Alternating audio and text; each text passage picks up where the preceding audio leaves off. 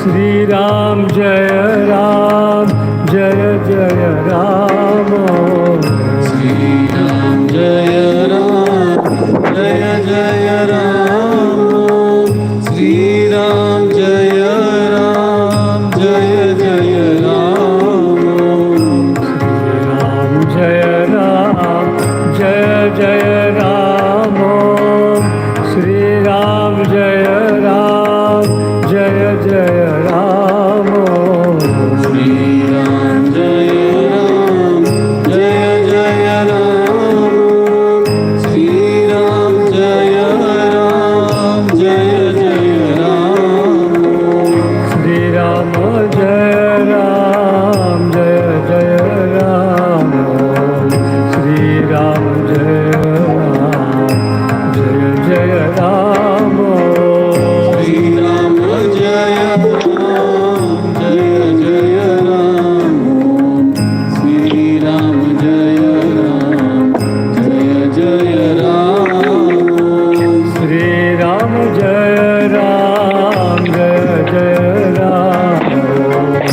Sri Ram Jaya Ram, Jaya Jaya Ram. Sri Ram Jaya Ram, Jaya Jaya Ram. Sri Ram Jaya Ram, Jaya Jaya Ram.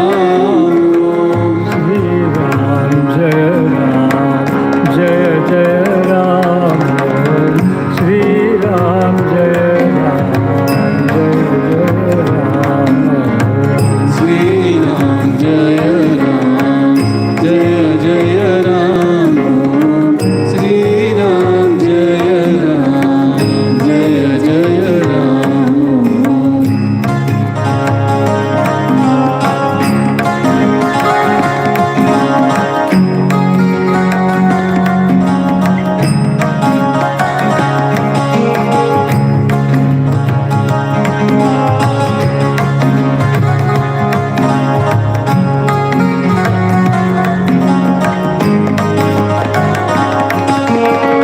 Ram Jaya Ram, Jaya Jaya Ram. Sri Ram Jaya Ram, Jaya Jaya Ram. Sri Ram Jaya Ram, Jaya Jaya Ram. Sri Ram Jaya Ram, Jaya Jaya Ram. Ram Jaya Ram, Jaya Jaya Ram. Sri Ram Jaya Ram, Jaya Jaya Ram. Sri Ram Jaya Ram, Jaya Jaya Ram. Sri Ram Jaya Ram, Jaya Jaya Ram. Sri Ram Jaya Ram, Jaya Jaya Ram. Sri Ram Jaya Ram, Jaya Jaya Ram.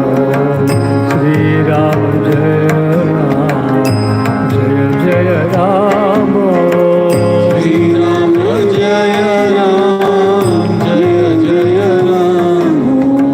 Sri Ram Jaya Ram, Jaya Jaya Ram. Sri Ram Jaya Ram, Jaya Jaya Ram. Sri Ram Jaya Ram, Jaya Jaya Ram. Sri Ram Jaya Ram, Jaya Jaya Ram. Sri Ram Jaya Ram, Jaya Jaya Ram. Hari Om Jaya Ram. Hariom Swamiji, pranams. The fan sound here is troubling. Some sound. Huh? Yes, Swamiji. The fan here, which is working here, Ah, does it become a disturbance? no, you can have fun. No. Okay. Thank you. Hariom.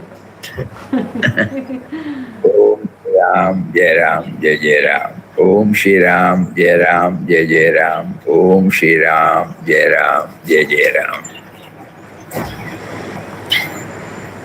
Where are we now?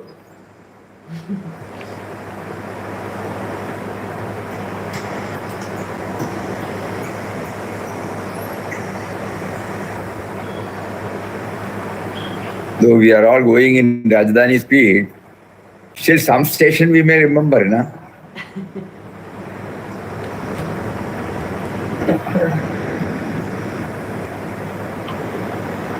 14th chapter, Swamiji, Gunatraya Vivara Yoga. Oh, wow.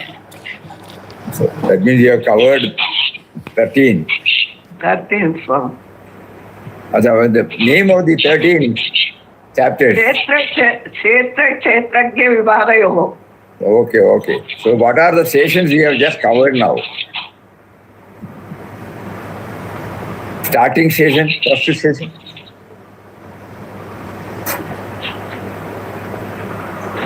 Okay, first we will say it is Arjuna Vishada Yoga. Starting place. And next? Sankhya Yoga. Sankhya Yoga. Yes, then Karma Yoga. that's how everybody says, not one person. Karma Yoga. Then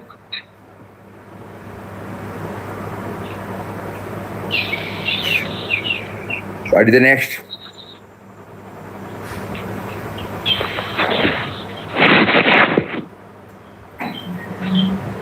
Jnana Karma Sannyasa Yoga. Let everybody say, Benji, Jnana Karma Sannyas Yoga. And if you say that, everybody will keep quiet.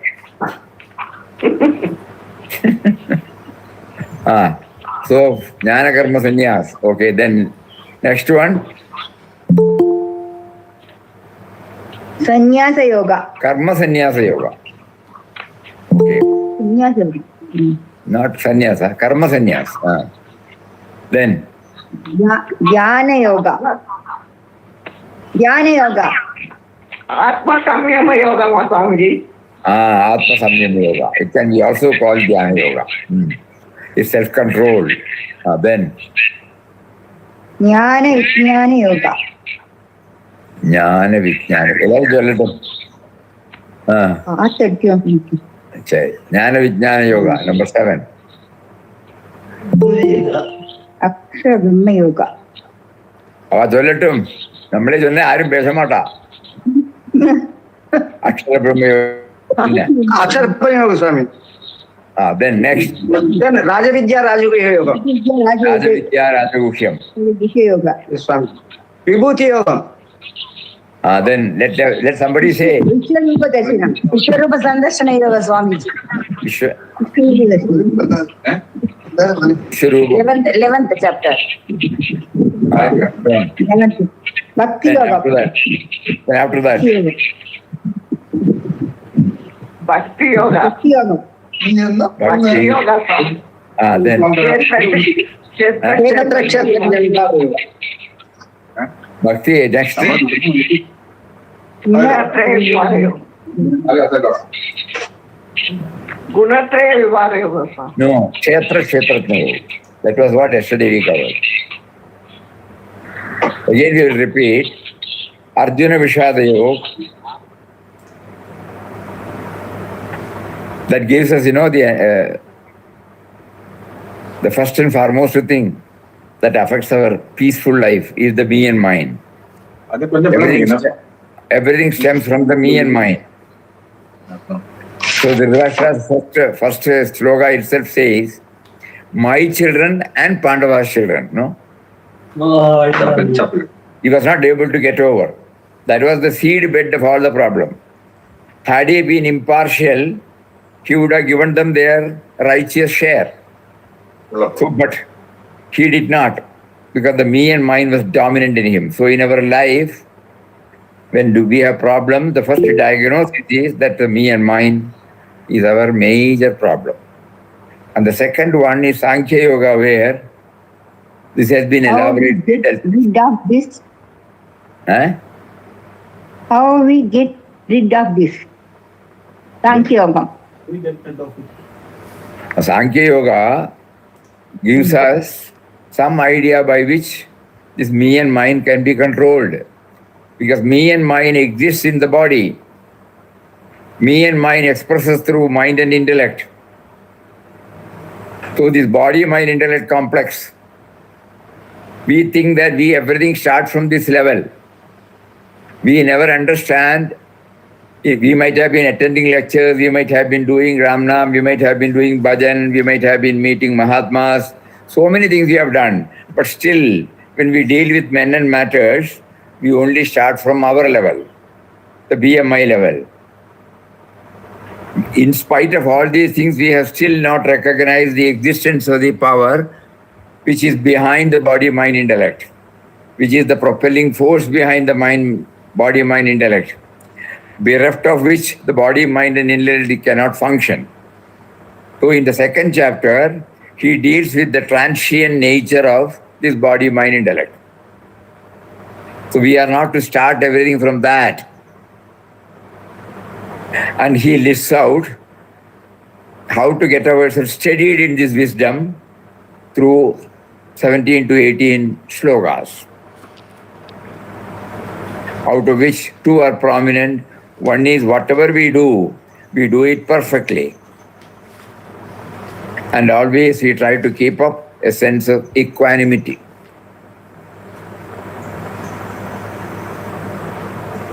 We have to have sufficient sense control whenever the sense organs go out of our control and indulge in sense objects. We should pray for his guidance, for his support, to withdraw ourselves from it like a tortoise. He also says that one of the ways by which we will be able to maintain this samatva is to try to detach ourselves from the fruits of our action. Whenever we initiate any action, we place the fruit before us. And when we succeed, we try to appropriate within ourselves. So here he says, no. It is an indirect, tacit acceptance that for my success, for my fruits of action, there are so many other contributory factors, and so that you cannot appropriate the results for yourself. Karmanyeva adhikaraste. And also we have to ensure that it should not lead to non-performance of actions. Because right from the moment we are born, actions will be there.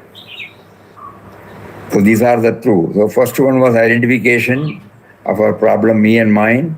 Second one was a broad idea as to how we can slowly move towards getting rid of the dominance of me and mine initially, and finally getting it erased. And then the third one is karma, karma yoga. None of us can remain idle. Right from the moment we get up in the morning till we retire to bed, we are involved in various types of activities, either in the field of our family or profession or society, and also personal. These four tires through which we express ourselves. Here the Lord says, you try to convert that action into an offering to the Lord. Because God has given you the human birth. God is providing everything in the form of Mother Nature and society. I have not brought anything when I came to this world from my mother's womb. So whatever is there, it is purely because of the factors other than me. So it also goes, and he has not given anything to me direct. He has only given to me through his creation. So I can pay back to him only by loving his creation and serving his creation. So this is how the karma becomes karma yoga. As we keep on trying to do action on this level, we may fail, we may forget. Out of 100, probably we may succeed in 1, then 2, something like that. Then the next chapter, Jnana Sannyasa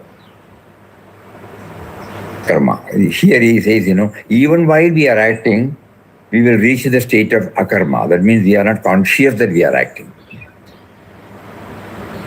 When the me and mind gets reduced, when actions are spontaneous in nature and for the welfare of everybody. Even the notion of acting will not be there.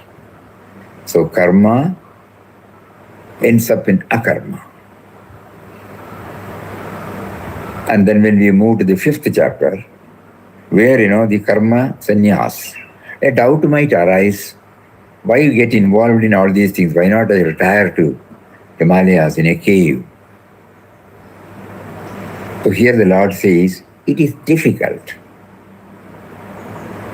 Physically we may be going, physically we may be controlling certain things, we may be denying certain things, we may be observing austerities, but the mind is as turbulent as it is now. It is rare than rare. He did not rule out, but he said it is highly impossible. Almost impossible. Yeah, that is the word. Almost impossible. But there are many rarest cases where they were able to do it. So by and large, for people like us, this is ruled out. So what do? We try to change the karma as a yoga. As we said earlier, dedicating everything to him. That is why he will say among the two, karma sannyas and karma yoga is vishishyate.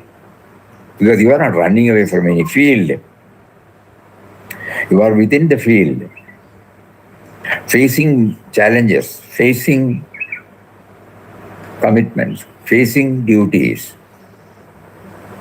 In the midst of all that, you are also trying to bring in this dimension.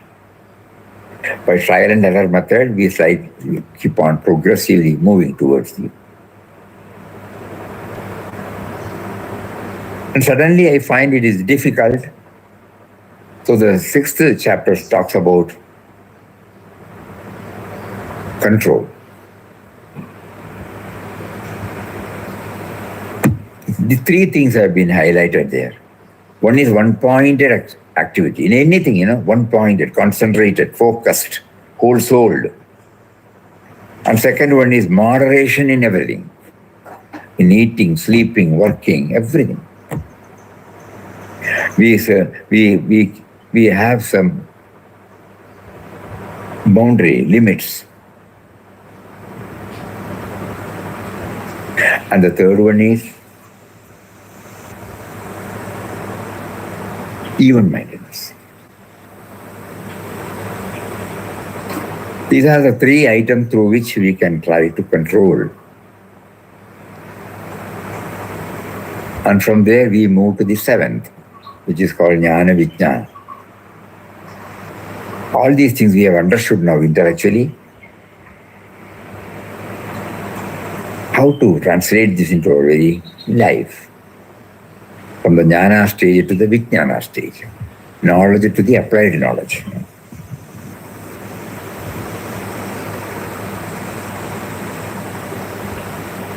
To know that he is behind everything, you all remember the analogy given is the same painter with the same brush on the same canvas brings out so many caricatures. When we look at one caricature, we laugh, we are happy. Another one, we become sad. The other one is beautiful. The next one is ugly. Everything on the same canvas, with the same brush, with the same. So just like that, the Lord has brought out this with the same base materials, the eightfold Prakriti.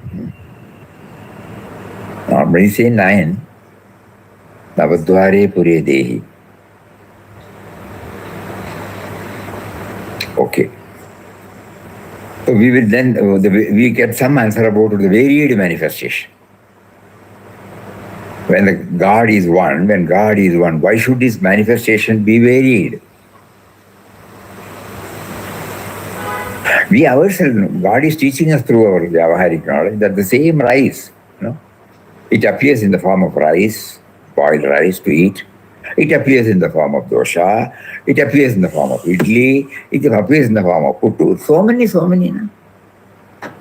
Base material is the same, only the intelligence behind it, makes it manifold. So we try to see the common base material everywhere. In all vyavaharas, we may be doing so many office work, but the base is that language, Think about it. While talking, while writing, while handling even computers, what is the base material with which we do that?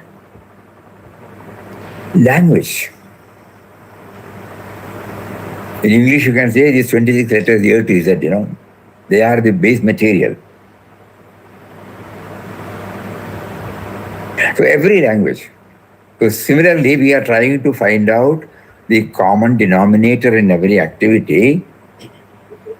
Then we will find a common denominator remaining the same.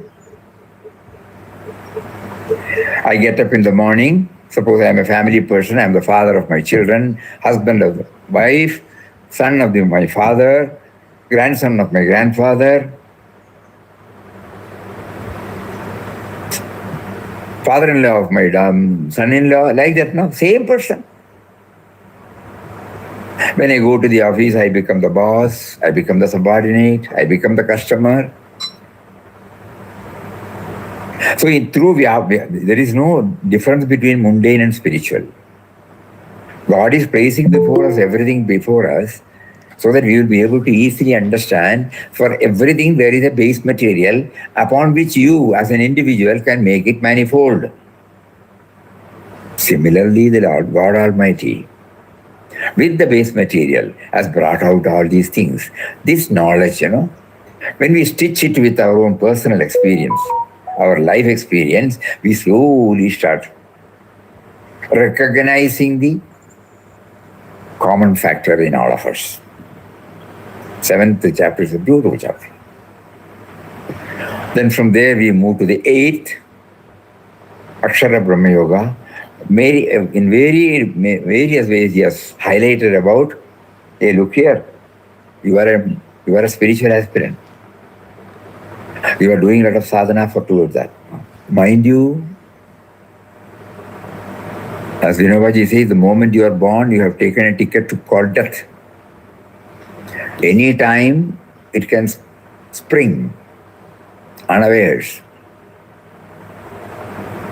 So we don't keep on postponing. Always become aware of the last moment. Prepare yourself.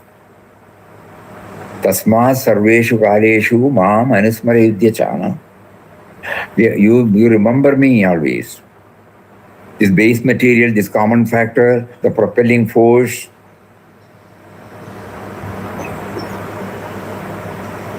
Antakaleja mameva smaran mukta kalevaram. So this particular chapter, he keeps on highlighting the need to remember about the transient nature of the body general. Each one of us should know the time is running out.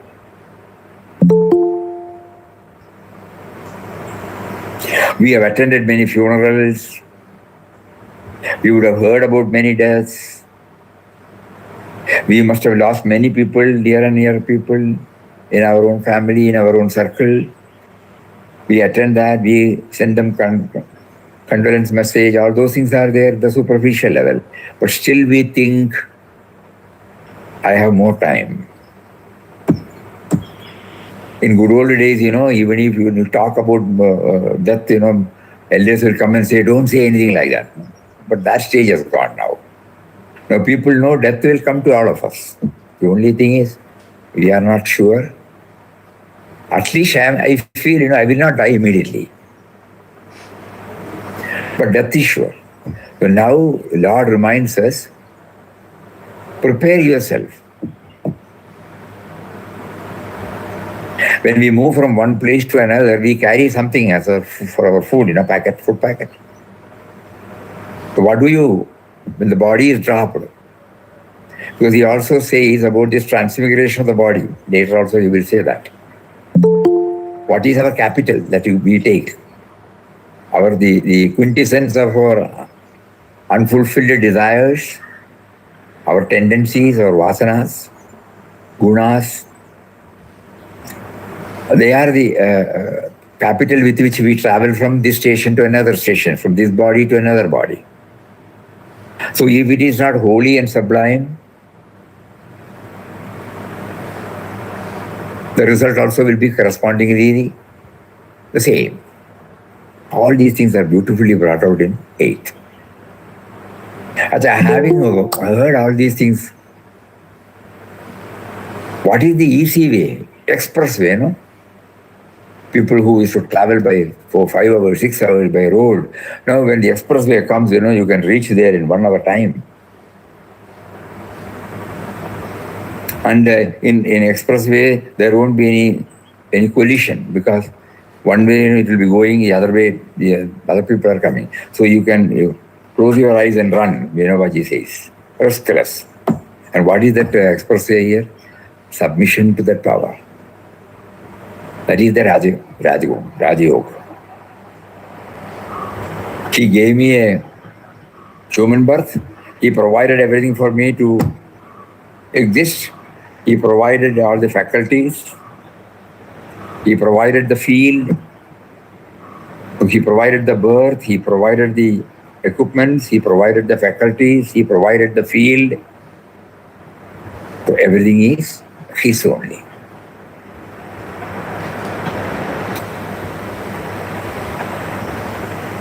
That is why we have been asked to chant Ram now.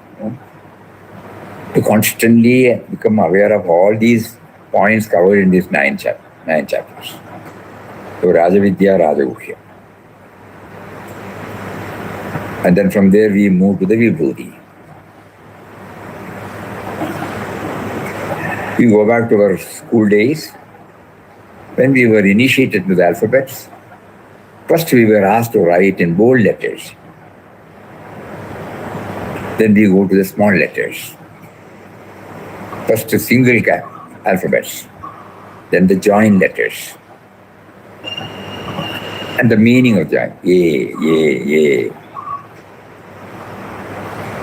Then A for apple. Similarly, here the Lord also is trying, though everything is He is trying to make that which is easily understandable.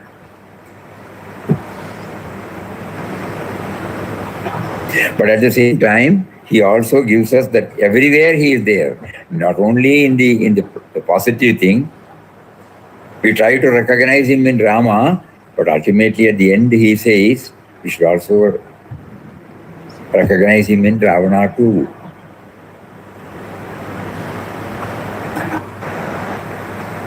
We enjoy sugarcane because it gives sweetness. We may initially avoid bitter gourd, but later on we start accepting bitter gourd also, which is bitter. We take chilies and spicy. We take sour. We now understand that all these things are necessary.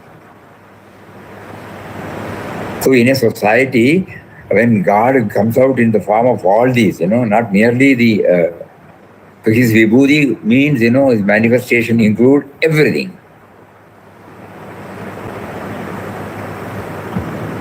And then we go to the Vishwas.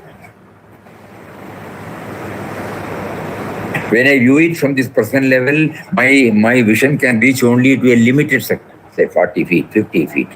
Whatever is there in that 50 feet, objects, persons, situations, I can see. But when I move to the terrace, when I move to the mountain top, when I view it from the aircraft, when I view it from the satellite, the spectrum keeps on widening, And I don't see anything bad.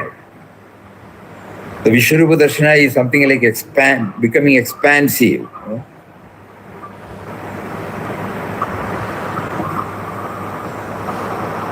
Which cannot be had through our own personal level thinking.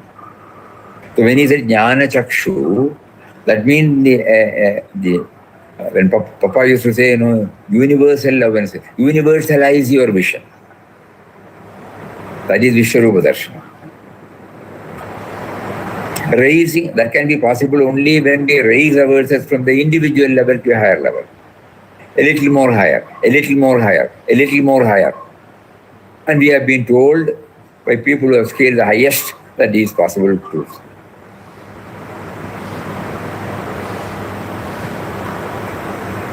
But this Vishwarupa Darshanam can be had only when we have our devotion to become total to God. So the 12th chapter is purely on this Bhakti Yoga. So first he says, you do everything for my sake. If that is not possible, you try to go through the code of conduct, Yama, Niyama.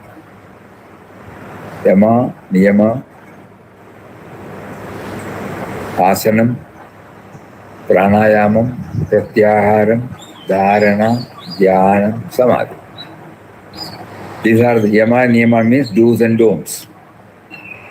And the physical body is also made intact because that is the instrument through which our sense of individuality expresses. In order that we raise ourselves from the body level, pranayama is also resorted to. Suddenly we become aware of the relevance of oxygen going in, carbon dioxide going out. How does this function? Do I do anything? So like that, this yoga. If that is also not possible, you offer the fruits of action to me.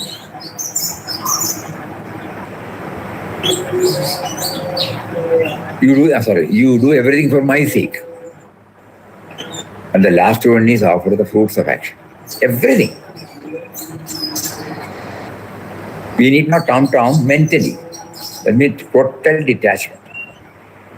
And then from there, and he also lists out how to become his dearest devotee. About 30 values, more than 20, 25 values. Adhyavashta Sarva Bhutana, he lists out.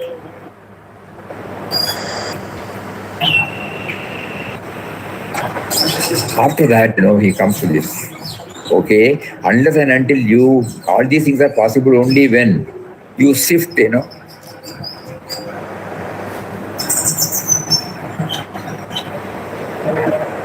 Here people were telling, for this time, for plucking the gleanings of coffee, it was given on contract, and what they do is, they try to gather everything with their hand at the bottom of the coffee plant.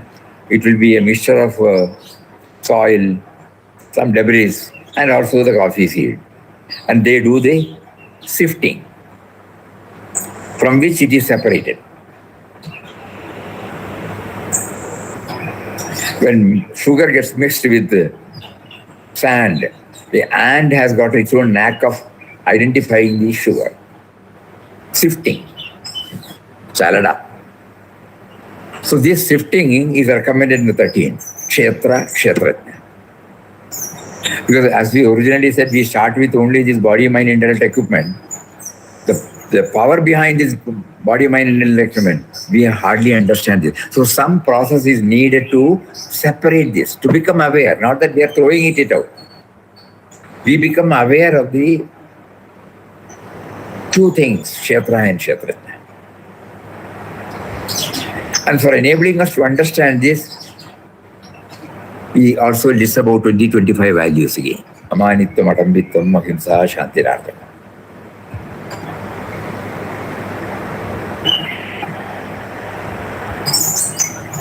And 13th chapter, it is very, all chapters are important in our journey. Each station is valid. But unlike our usual station, it is not that here in every station you find the same idea brought out. Even if I miss one station, I can have it in the other. When we travel by railways, you have got this, VRR, those who are vegetarians, we will be looking for VRR. Suppose that we don't have time, we can have it from the next station. So VRR or refreshment rooms are available in all stations. Similarly, in Gita, all the 18 chapters, you have the same thing. Remembrance of God, developing subservience to that power, dedicating everything to that power, ultimately to become one with the power. Final station. So this idea has been brought out from number 2 to 18.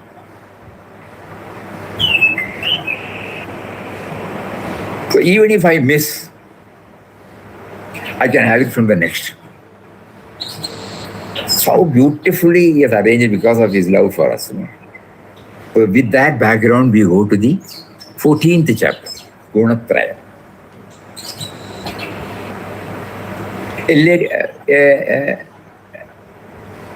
If we try to explore into the genesis of this gunas,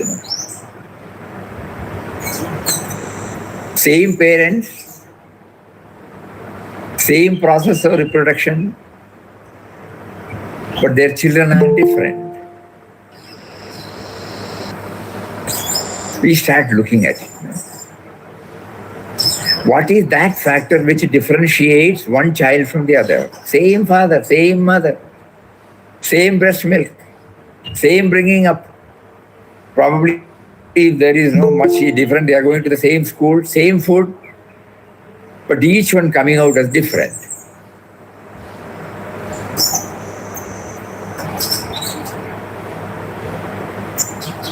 Same. So the gunas are different. The gunas are inborn. Gunas are the offsprings of Prakriti or my karma. What I have acquired in the past, it is being passed on. And God gives us a long rope here, a limited freedom to become aware of the three gunas and then try to tame what is to be tamed, what is to be rejected. So beautifully he is bringing it out. There are normally it is known as passive, aggressive, and indolent. Sattva, Rajas, Tama.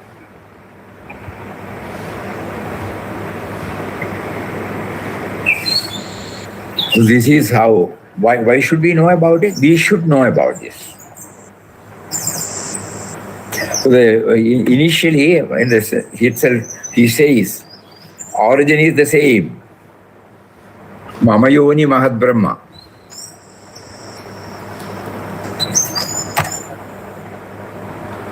Tasmin Garbham Dadamyaham. Sambhava Sarvabhutanam Tato Bhavati Bharata. He impregnates. We all think our parents are responsible for our birth. No. Because these parents have also got parents. They also have parents. So where from the first bija started? Mula Prakriti. So he says, my womb is this Prakriti, which is called Mahat Brahma or Big Brahma. And that Brahma has to be activated to produce this universe. Tasmin Garbham Dadamyaham. I impregnate it for evolution of the living universe. I am the cause of making for that activation of Prakriti. A parallel idea is found in today's genetics that new lives come from the joining of one element with another. These twofold Prakriti, through these, the whole universe comes into being. So I am the one who is to activate the Prakriti to start this kind of genetic process. New generations come out this way. Your Prakriti is separated from me and that Prakriti becomes the mother of whole creation. For that Prakriti, we use the word Divine Mother. That is a wonderful concept.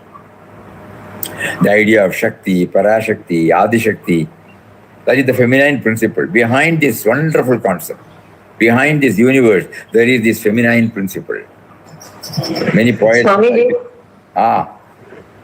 fourth shloka, putting Sarvonishu Kaunteya. Yeah. So fourth is also echoing the same.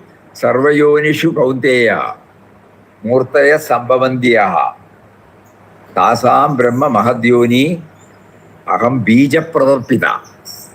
Whatever forms are produced, O son of Kunti, in all the wombs, the great Prakriti is their womb. I am the seed-giving father. Sharing it. I am the seed-giving father. This is a very important thing all of us should remember. How do I connect myself with him? You know?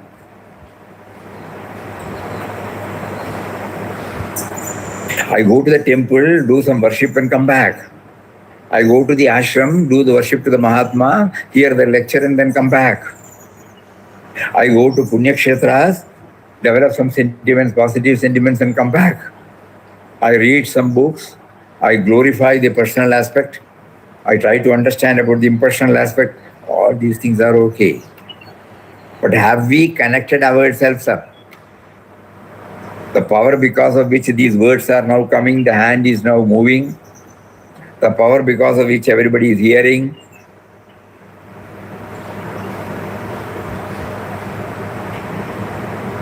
He says, Lord Krishna says, whatever forms are produced in this universe out of the various causes in the world, Tasam, among all of them, the great Brahma, our nature, with the female principle is the womb. And Aham Bija Pratapita, I am the masculine principle, the giver of the seed. Through these two, the whole universe comes into being. This is the human way of putting the whole cosmic process of evolution.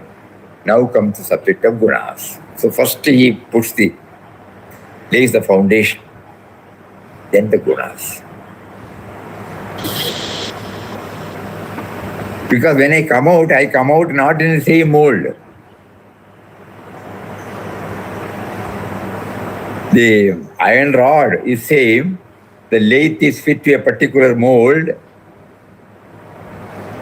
and then it is activated, it passes through, it comes out in the form of nuts or bolts or gaskets, whatever it is. Somebody will be there to check the quality. It's same, no? Raw material is the same, process is the same, end product is the same. Here, no. So that which separates me from others, gunas. So the Lord does help us in understanding the secret of this multivariate manifestations. So he says, Sattvam Rajastama iti gunaha. Sattvam Rajastama iti gunaha prakriti sambhava nibanti mahavaho dehe dehinam avyayam. So the one, this avyayam means, the immortal. The immortal dehi, this principle, is connected with these changing gunas. Three gunas are there, which are prakriti sambhavaha, born out of prakriti. Prakriti is constituted of the three gunas. These gunas are to be born out of prakriti. What are they? Sattva, rajas and tamas. The whole of prakriti is an integration of sattva and rajas and tamas constituent. This is there, the whole universe. But when you come to the human being, these three, Nibadanti Mahabaho Deho Dehinam Avyaya, in some form or other, keep this human being controlled and in bondage. Men and women are put in bondage by these three forces of Prakriti.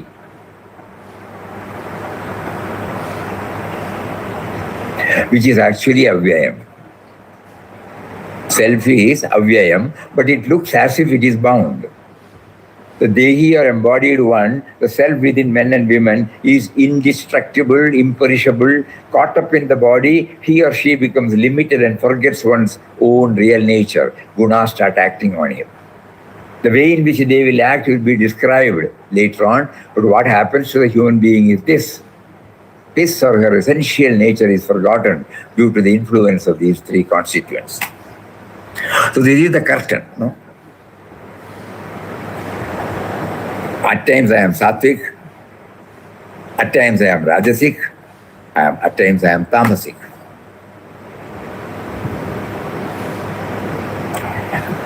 These prevent me to understand the principle behind it.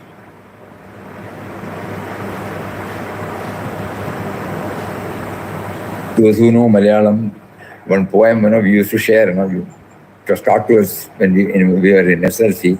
Agame nilagund atadu chuvadukal amarudhennu thirichu adiyanu kaatti tharuvo navidunna annar tharikkade. In dramas, actors are chosen, lyric is written, and then the director, nobody will see the director in the drama or cinema, no? Only the actor will be seen. He is directing from within. If it is a drama, behind the curtain. When the actor identifies himself totally with the role given, he will forget about his own nature. And then we give a good applause saying that the actor has performed very well. But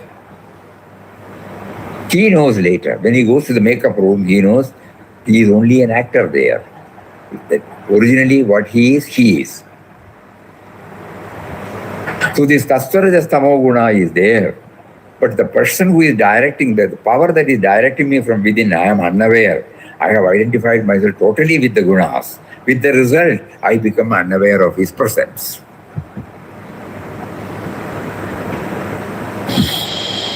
That's what he said. I become bound. That's what he said. Because of, and then he defines broadly about Sattva, Rajas, Tamas.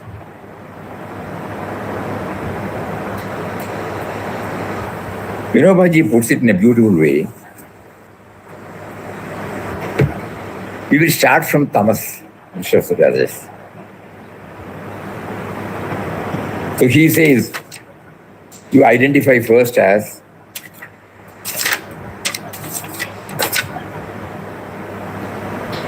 Prakriti of everything and every being consists of three constituents.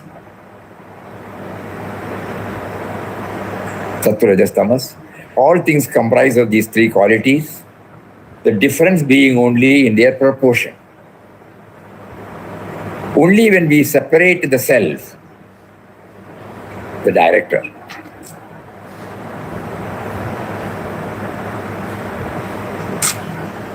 from all of them, from the Sattva, Rajas, Tamas. That is, the sense of individuality is expressing in the form of these three gunas. I become passive, I become aggressive, I become lethargic. When we separate the self from all of them, could we succeed in separating it from the body? To examine these gunas and to conquer them is the way to separate the self from the body. Kshetra and Kshetrajna. With restraint and firmness, we have to go on subduing and conquering them one by one and reach the final destination. Let us take tamas first.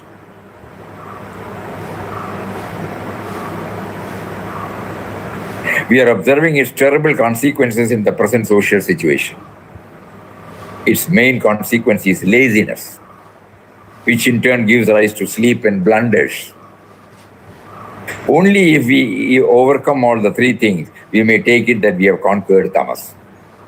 Laziness, sleep, blunder.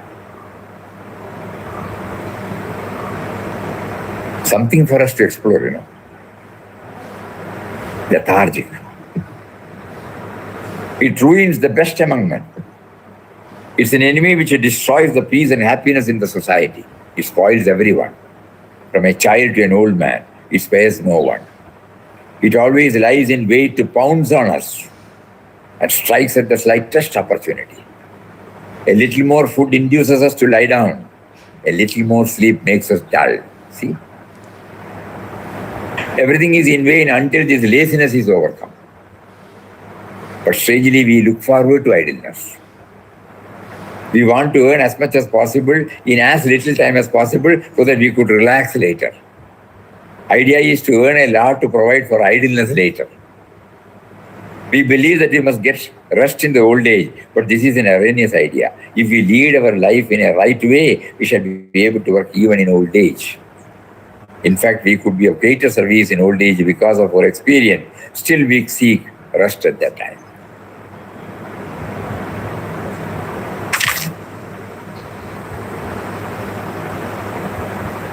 To shake off this laziness, one must do physical labor. The uniqueness of Vinobaji's teaching is it is directly linked to our workaday life.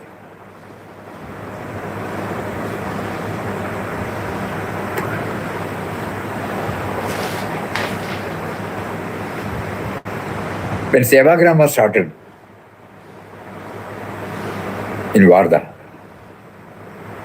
there are 11 brothers, Ekadasha Vrata, out of which this is a must, Sharirashramam.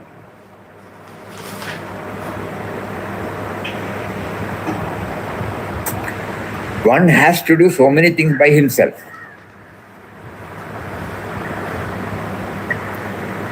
If we fail to do this, nature will make us pay for their lapse. The price may be in the form of diseases and in some other form. Nowadays, there are a number of nature cure hospitals,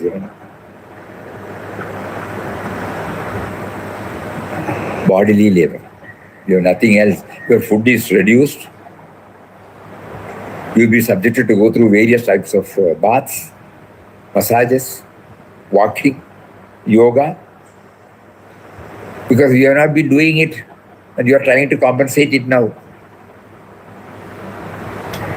No doubt it serves, no doubt. Not that we are belittling the importance. Because of the present day life pattern,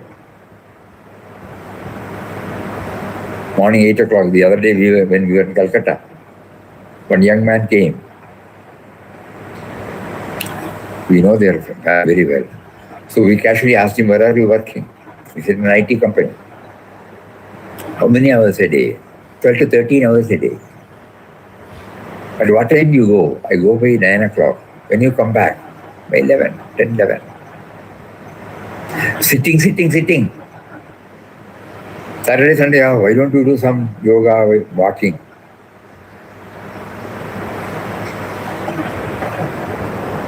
He says, of course, we have been permitted to get up every now and then and walk because creativity should come, When they have been asked to bring out a particular software,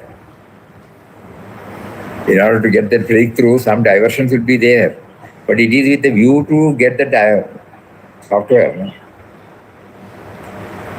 But body, inside the AC room, you walk, that's all. You aren't exposing yourself. So Vinobaji talks about this. This will all lead to later on so many diseases. Back pain, this pain, that pain, obesity, pressure, sugar. The price may be in the form of diseases. As we have been given a body, it is imperative for us to use it for labor. The time spent in physical labor is not wasted. We get its reward in the form of sound health, pure, sharp, bright intellect. Physical discomforts like headaches are often found reflected in the thinking of many thinkers. If they work in the open, in contact with nature, their ideas would certainly be brilliant, healthy.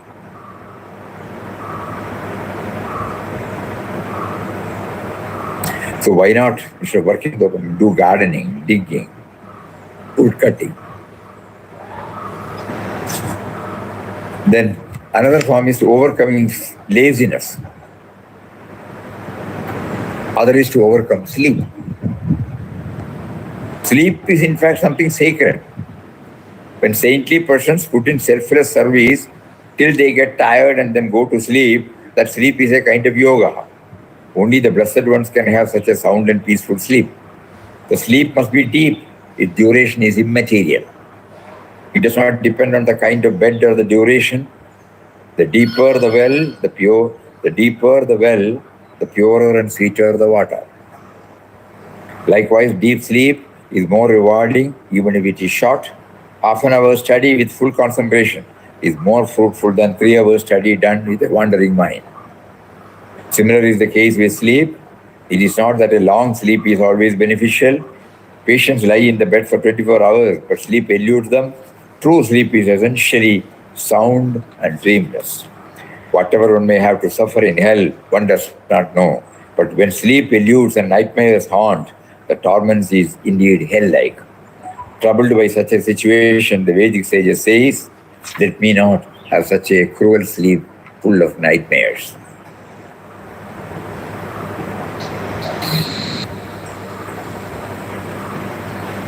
So when a lot of time is consumed in sleep, the third manifestation of tamas is blunders. They occur naturally. A sleepy man's mind is not alert. That results in inattentiveness.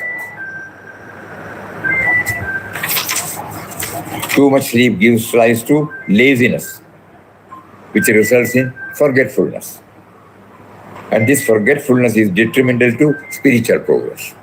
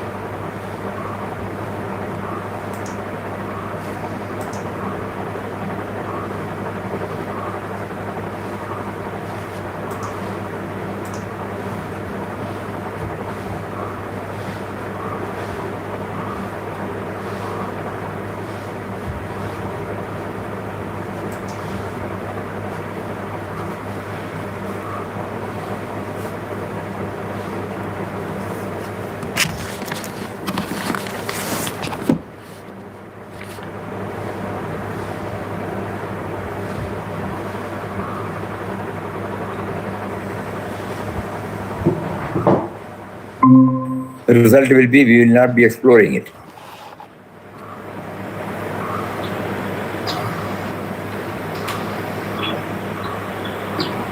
So Lord Krishna says, none can ever rest for even for an instant without performing action, for all are made to act helplessly indeed by the gunas, born of Prakriti. We are not aware of the nature of our action. The breaking up of the gunas gives us the yardstick to our action. Preferable action versus non-preferable actions. One's nature has three modes which are named as gunas, sattva, rajas, tamas. Passive, aggressive, indolent. So gunas plays a very important role in all the 5 factors that contribute to action, the 3 constituents of action, and all the 3 factors that inspire action. The reason for the difference in the motives and actions of individuals are based on the 3 gunas or modes of nature. The Lord says that those who see themselves as the only cause of their works are ignorant. However, with spiritual progress, the enlightened do not perceive themselves to be the doer or the enjoyer of their action and experience that gunas are interacting with the gunas, and therefore they are ever detached from the results, thus free from the karmic reactions of their action. In other words, when these gunas have their exclusive sway on one's thoughts, words and deeds, one's life becomes directionless very often results in dejection, exhaustion, frustration, restlessness, because it serves as a veil denying the awareness of the self or the spirit behind it. To examine these gunas and to conquer them is the way to separate the spirit, the self, from the sense of individuality. With restraints and firmness, we have to go on subduing and conquering them one by one and try to lead a healthy, harmonious life. So we have broadly covered, overview of tamas. We go to the rajasic. How does it express? Itching, always acting, and leaving it and going to something else.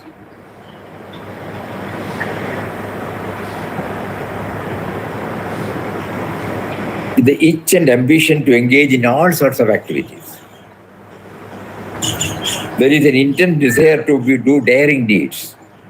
Rajas gives rise to limitless hunger for and attachment to actions.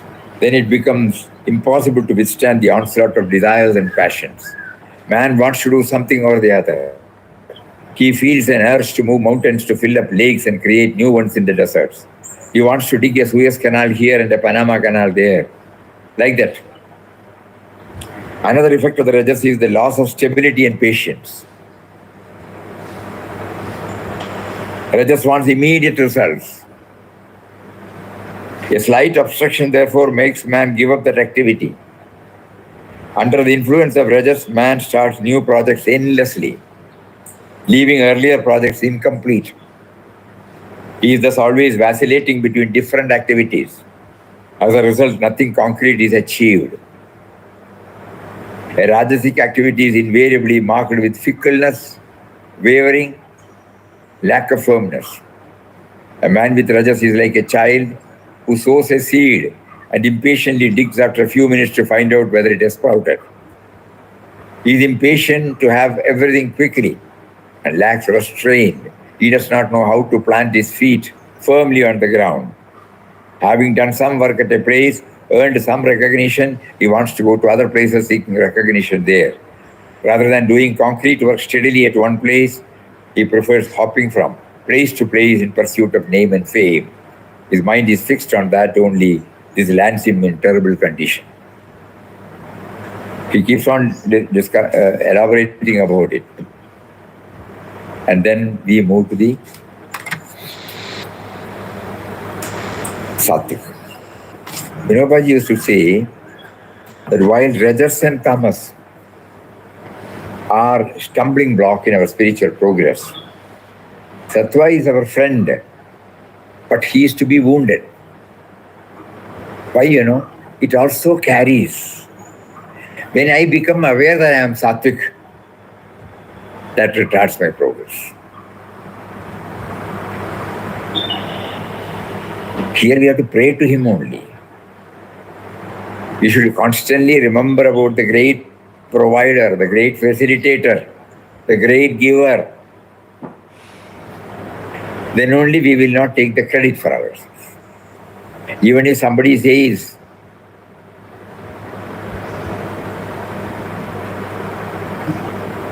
here, we can easily remember the life of Puja Swamiji, These are his words. As is my wont, I pass it on to the one who is expressed in the outer form. Self-effacing becomes total only when we pass on it to the giver, the facilitator.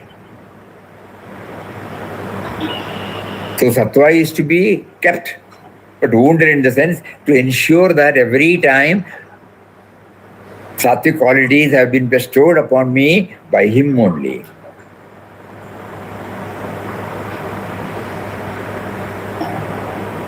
So that is how these three gunas have been touched. And he closes it.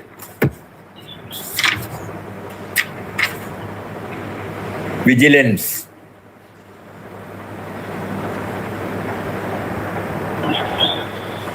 We may feel, our intellect may feel we have to be vigilant, whether we are falling into this.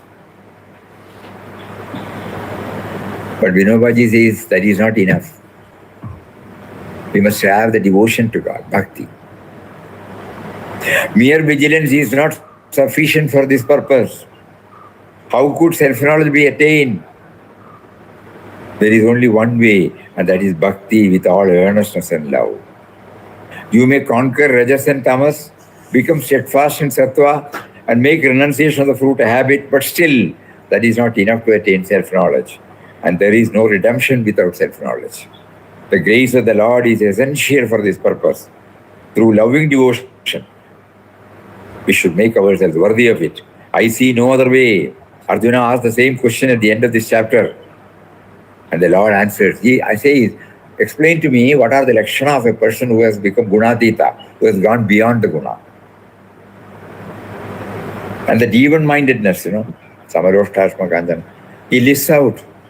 But suppose we take the essence out of it, it is the even-mindedness. We find the finger of God in everything. So that is how this important chapter is. Close 28 slokas. So, as we said, we are passing through station from station. Again, we have to start the journey. Every time we stop at the station, we may find a new thing. Because it is going on Rajdhani speed. You have to get down there and find out, explore what are there. Each and every... Rajdhani Express. Each passenger has to get down, spend some time in each and every station, find out what all is available there, explore what is easily visible and what is not easily visible. So what we are now doing as a first attempt, we are just passing on through station by station, chapter by chapter. So we have now come up to the 14th. Tomorrow we will enter into the 15th, which is a very, very important one. And it's a small chapter with 20 slokas. But essence, again, Purushottama.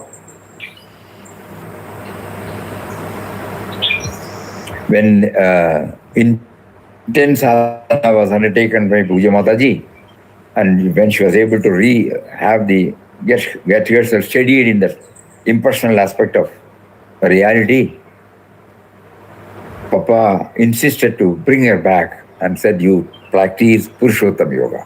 If you go through Guru's grace, you will find that. Initially, we were unable to understand what he means. So Purushottama Yoga is the harmonious blending of both. That is, every moment of our life we are trying to bring in that direction. Every moment. We will try to take it up tomorrow. So again, keep on thinking, we are only just passing through station by station with an intense prayer to explore with a deeper perspective on every chapter. Vande Bharat train, Swamiji. No station visit. Vande Bharat. No station visit. Vande Bharat. First, we should have some idea about Bhagavad Gita. So that is why this Vande Bharat or Express Rajdhani Express. We are covering in one and a half words, 1 hour. So we know its limitation. But why are we doing it? God wants us to have a general idea, so that we will know what is there in all stations. And we may be able to concentrate upon, we identify that common factor in all stations, and then we try to understand, ultimately this is that, ultimately it is that, ultimately it is that. And then we slowly get riveted to it, grounded to it, steadied in it. So this Rajdhani will also help us, but Rajdhani alone will not help us. With that background, we will continue this. Hari Om. Om Shri Ram, Jai Ram, Jai Jai Ram Om. Shri Ram, Jai Ram, Jai Jai Ram Om. Shri Ram, Jai Ram, Jai Ram. Shri Ram, Jai Ram, Jai Ram. Shri Ram, Jai Ram, Jai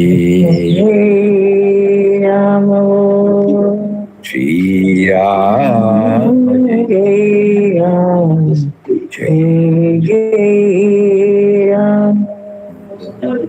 Ram Ram is sung in different tunes. Oh, you lost your connection. You can hear, you know? Yes. Okay, okay. Now you see, even Ram Nam is the base. But Ram Nam can be expressed through different ragas. We are carried away by the ragas, leaving the Nama there. This is what Bhagavad Gita wants us. We are carried away by anything that is on the superficial plane. So, Nama stands for him. Papa says you should.